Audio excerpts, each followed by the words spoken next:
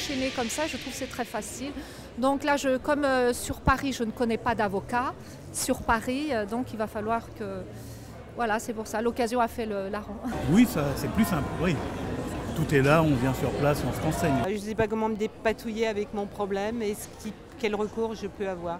On a dit de bien spécifier que c'était dans le droit de famille, donc c'est pour ça que je me suis dit, ici, comme il y avait plusieurs thèmes, de me diriger directement. J'ai rendez-vous à 12h30, j'ai dit qu'est-ce que je fais pendant 40 minutes et j'ai vu qu'il y avait un truc. Alors j'ai inventé une question et je viens voir un avocat en attendant. Mon beau-frère est avocat, mais vous voyez, j'ai jamais consulté dans ça. Tout ça grâce aux avocats, bravo. Je les adore. Non, je trouve l'idée très sympathique.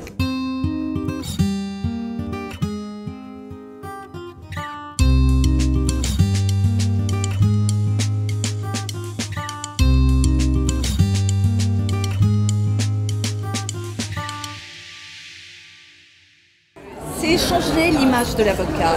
L'avocat est trop vu comme étant dans son cabinet, comme intervenant uniquement au moment du conflit. Ce que je veux, c'est qu'on comprenne que l'avocat, c'est quelqu'un qui joue un rôle fondamental dans la société, que tous les actes de la vie quotidienne sont marqués par un acte juridique, le droit est omniprésent, et que parfois une simple information communiquée au bon moment, suffisamment en amont, peut dénouer des situations qui peuvent assez vite devenir complexes.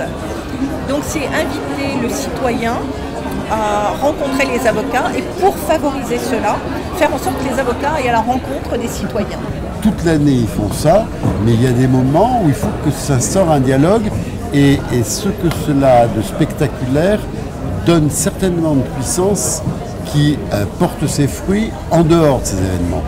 Nous, en tout cas à Paris, on considère que nous avons un devoir de créativité, un devoir d'audace, et voilà, de manière professionnelle, mais avec le sourire comme vous le constatez, nous essayons de nous épauler les uns les autres, tout simplement pour que les Parisiens ou les usagers de Paris se sentent chez eux. Et ça fait partie aussi de services dont ils ont besoin. Il y a plusieurs dispositifs. Il y a d'abord des permanences dans les mairies d'arrondissement. Il y a ensuite des boutiques du droit, où nous essayons, notamment pour les exclus, qui ne connaissent pas leurs droits, de les aider.